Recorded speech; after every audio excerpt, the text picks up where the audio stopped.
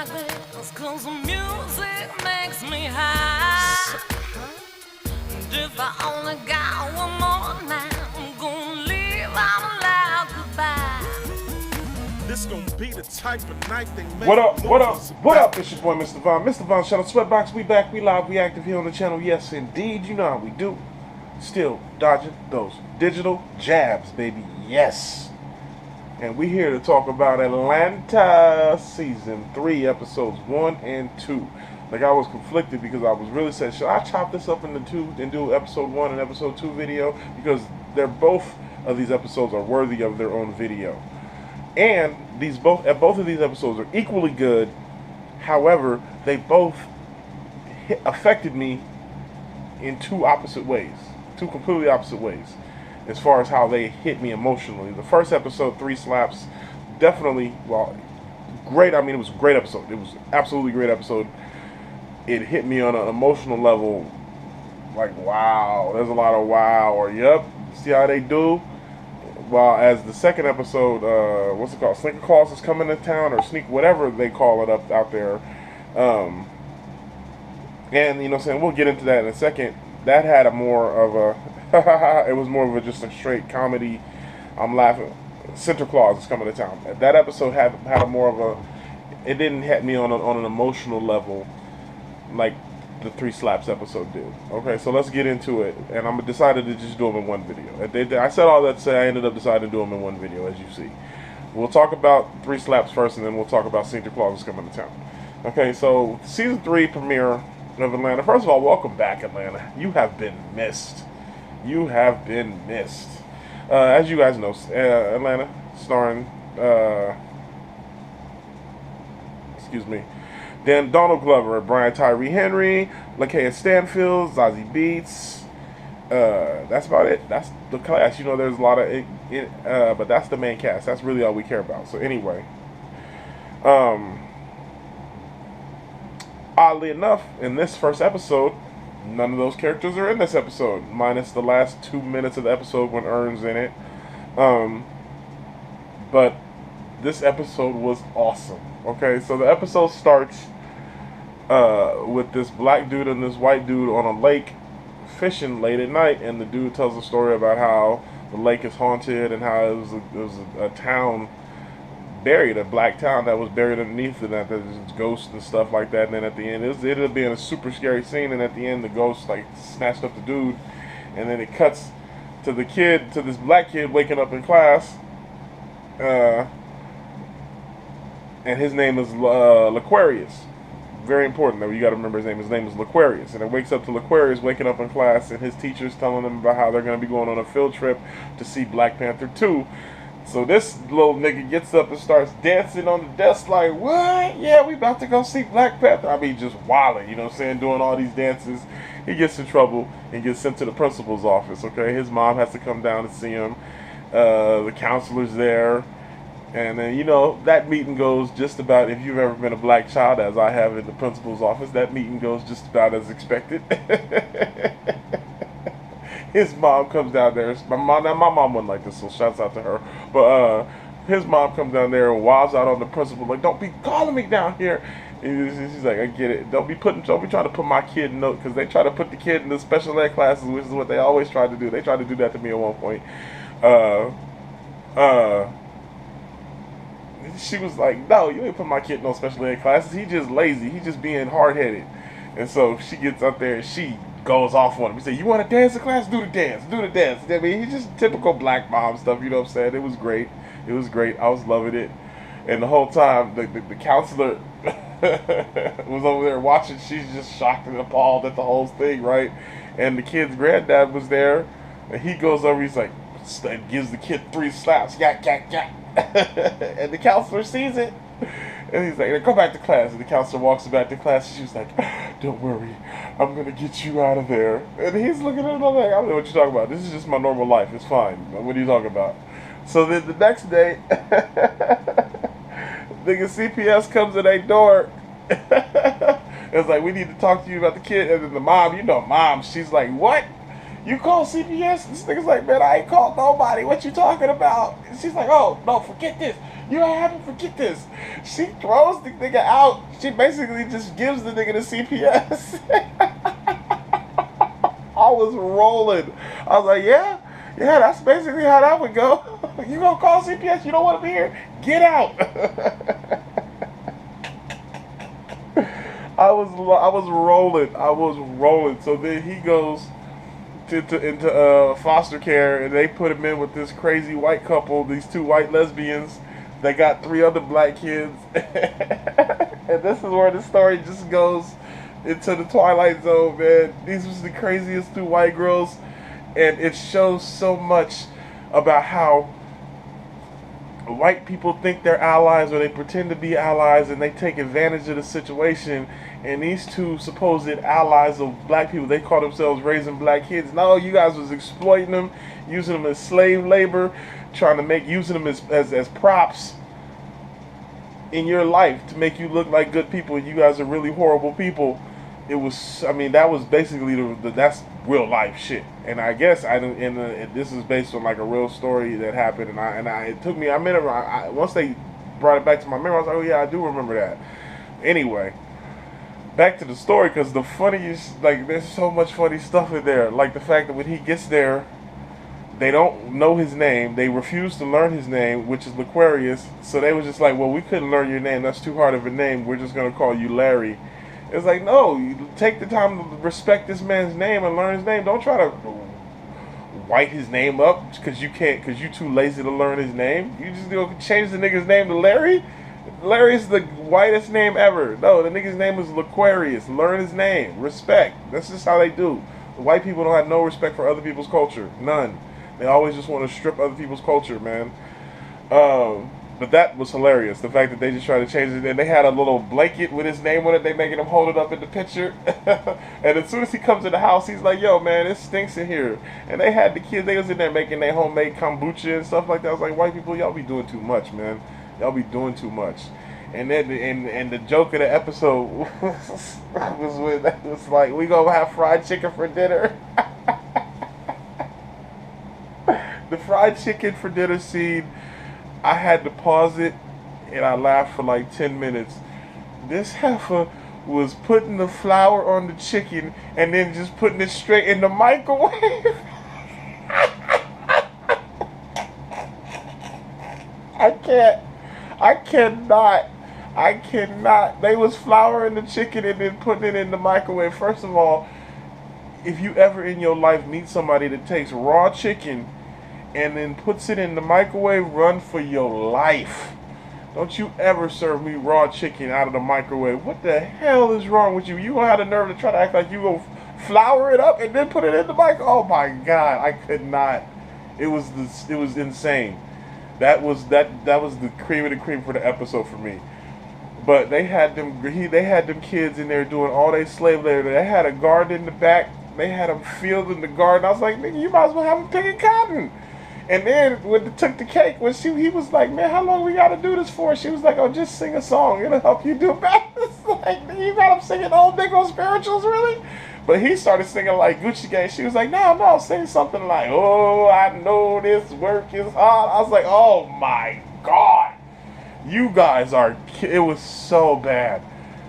It was so bad. And then they took him to the farmer's market, because you know white people love their farmer's market. I ain't gonna trip. I love a good farmer's market too, but white people, y'all be taking it too far. But they took him to the farmer's market, and they had him on they had him wearing a sign that said free hugs. And watch some random white dude walk up to him and say, oh, free hugs. Is hugs your dad? It's like, white people, y'all gotta stop. Y'all are the worst. Y'all are the worst. So this nigga runs up to the cop. Laquarius sees a cop. He runs up to the cop and is like, look, I'm sorry, I'll never be bad again. I just want to go home. I just want to go home to my mama. And the little white girls run up and they turn on their whiteness. And the cop's like, it's all good. We understand. He lets them go back. Of course, he was saying, like, they ain't gonna listen to the little nigga kid. So then they go back home. And then Child Protective Services comes to do a wellness check on the kids at the foster home. Normal thing, right? And it's a black woman, and she goes there, and she's like, "What is that smell?" And she was like, And she goes and checks on the little baby, and she's looking at, "What is this?" She's like, "Oh, that's blueberries. We use it for medicine." She's like, what? Writes that down. She looks over. "They treating you all right?" She goes over to Aquarius. "They treating you all right over here?" He's like, "I ain't eating enough. They look, we need to get." She's like, "I'm gonna get you out of here." But then it go into the Twilight Zone because the white girl was like, "Can I speak to you for a minute out over here?" She was like, "Yeah." And then that's the last we see of her, man. And it's heavily implied that they straight up killed her. Like at one point they're leaving and he sees the clipboard over in the dirt. Yeah, they straight up killed her, man. So then, there was another moment when they was working in the field, and he was like, "Yo, man, I'm hungry. Can I get something to eat?" She was like, "You just had some carrots and celery letter." He was like, "I'm still hungry." "No, you're not hungry. If you're full, that means you ate too much." I'm telling you, man, these white girls was the worst, man. They was the worst. And then, so then, the episode ends after they killed a little CPS worker. It ends with them about to go kill the kids, and they was in the car. All the black kids was in the back of the car, and they look at each other and they talking just in their head. And he's like, "Look, man, these white girls about to kill us." So like, "Nigga, we know." Oh, it was so funny. Yeah, it was so real. It's so real. And so the episode ends with them about to drive off a bridge and kill themselves, thinking they killing the kids too. But Aquarius, being the smart man that he is, he was able to sneak his brothers and sisters out of there, and then they was just them. They just drove off the cliff with their little dog, and they killed themselves, and that was it. And at the end of the day, this nigga Aquarius go back home. And at the beginning of the episode, I totally forgot to say this. He asked his real mom. He was like, "Hey, we got any milk? I don't want some cereal." She's like, "There's some spaghetti. Eat some spaghetti in the refrigerator." So he's like, whatever. He's eating some spaghetti, watching American Dad. It was great. And then at the end, he gets home, and she's like, "Huh? So you decided to come back home, huh? Welcome back, baby." She's just, you know, black mom. She still loves him. She always loves him. She's just a black mom. That's how it is. And he's like, "Mama, we got any spaghetti in the refrigerator?" He's like, "Yeah, baby, there's some spaghetti in there." So I just go back here and there with spaghetti.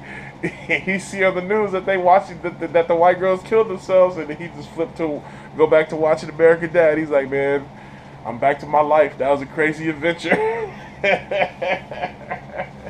It was a great episode, man. It was just great.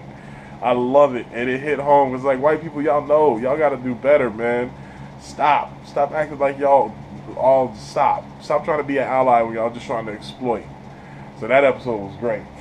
All right.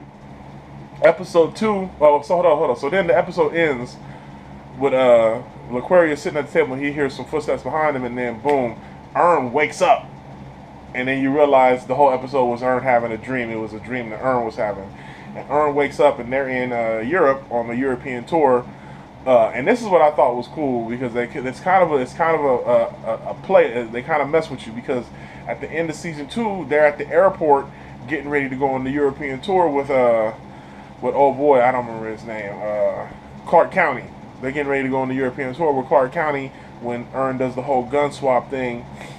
So that was dope. So then it was you, and you couldn't tell. So in the trailer, you was just assume, at least I did. I just assumed that, okay, so this is picking up right where it left off. They're on the European tour. As we find out in the second episode, now this is like their second time being in Europe. This is their second tour being in Europe. They was in Europe a year or so ago. So then it's current times. It's 2022. So that was kind of a cool little twist, at least for me. I thought it was. But we wake up to Ern in Europe, getting a message saying Al is in jail. Darius is in Amsterdam already. He's running late. He got to hurry to go get his. It's hilarious. So he's rushing. He's with some random white girl. She couldn't even speak English. He's like, "You know where my underwear is? You know where my belt is?" And she's like, "Nope." So he's leaving. He's rushing. He gets to the airport, and it's this great scene. When he gets to the airport, he goes through the metal detector, and he's like, "Hey, we gotta pat you down. Raise your arms." He's like, "I can't raise my arms." He's like, "What?" I can't raise my arms. He's like, why? He said, man, I don't have a belt. I lost my belt and I lost my underwear. He's like, man, I feel you, but I can't let you do it if you don't raise your arms. So this nigga Ern just raises his arms and he drops, his whole pants just fall, and he's just in the middle of the security line, dick out, balls out, ass out. I was laughing. It was hilarious. And then they had this great shot of them zooming in on the metal detector. It was the title logo for Atlanta. It was great. So then we get Darius, who's just chilling in Amsterdam, obviously high off his ass in Amsterdam. And we see Al in jail, but it's not like American jail. This nigga Al is in jail, and he's talking to the guard ordering lunch. This extravagant lunch order. He's like, yeah, can I get this with this? And can we get that? That was really good. He's like, yeah, for sure. And he got a big screen TV in his room, a nice little desk. Hey, this nigga's chilling. I was like, this is jail? This is jail in Amsterdam? So he was like, all right, bet, cool. So he goes and he's about to lay down, and they're like, Al, your bail's been posted. And he was like, hey, man, all right, cool. I'm going to just leave after I eat lunch. I just ordered lunch, so I'm going to just take a nap and just come get me after lunch, and then we'll leave. I was cracking up. I was like, it's whatever. This is jail. I'm loving this. I'll stay here I'll do a bit in here. This is lovely. Oh, and then there was the scene of Ern going over to the venue where the concert was, and he meets with the promoter, and he tells him, hey, I need a little more in the advance. I need 20,000. He gives him the 20,000. He pays for the taxi. I love Ern is flexing his manager muscle. I love that. He makes the manager pay for the taxi. He makes the promoter pay for the taxi. Yeah, it was hilarious. It was great. It was great. It was great. So then he gets back. He bails Al out of jail. Gives him the 20,000. Al goes over to a bunch of fans and just throws the money out to them. He throws them like 10 racks, like 10,000 or 20,000. He just throws it out. Yeah. It was great. It was hilarious. I loved it. And then so we catch up with Vanessa. With Van, she comes into Amsterdam. And she links up with Darius, and her and Darius go on this crazy adventure. They go on this crazy adventure. At first, they're shopping for this coat, and she finds this random address in this jacket. And Darius is like, "We got to go to that address."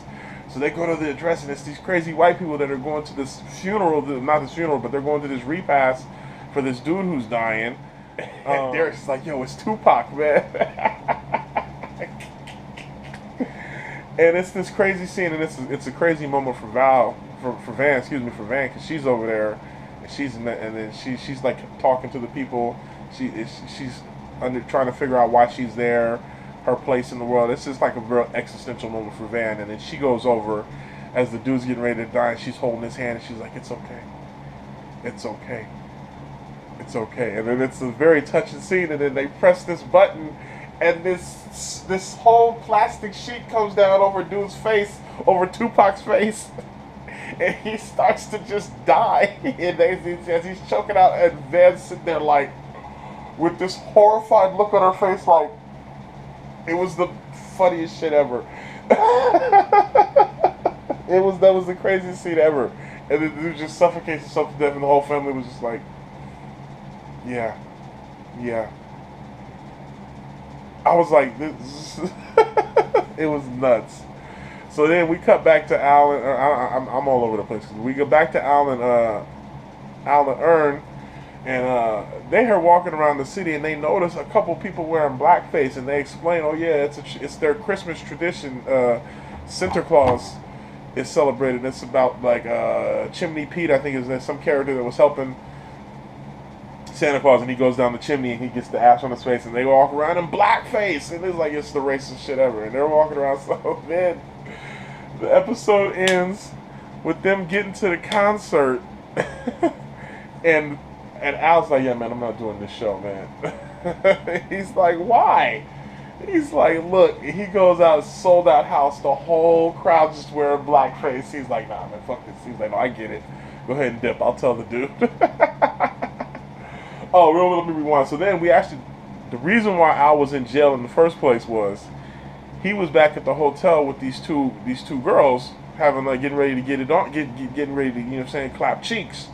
You know what I'm saying? And the two girls start arguing about racism, about something being racist. And they end up starting fighting, and they trash the hotel room, and I guess, and then like they break a window, and I guess he gets put in jail for it. So that's what happens. So, oh, it's so funny. This is all great. It's just very great. So then the episode ends. Al leaves the concert. He's not performing. So Ern goes and tells the dude, he's like, yeah, man, Al's not feeling good. He's been sick. So we're going to have to cancel the show. I'm sorry to hear that, but your insurance will cover it. You'll be good. You'll actually end up making more money off the insurance than you will, so you're good. Don't worry about it. I'll send you the insurance papers tonight.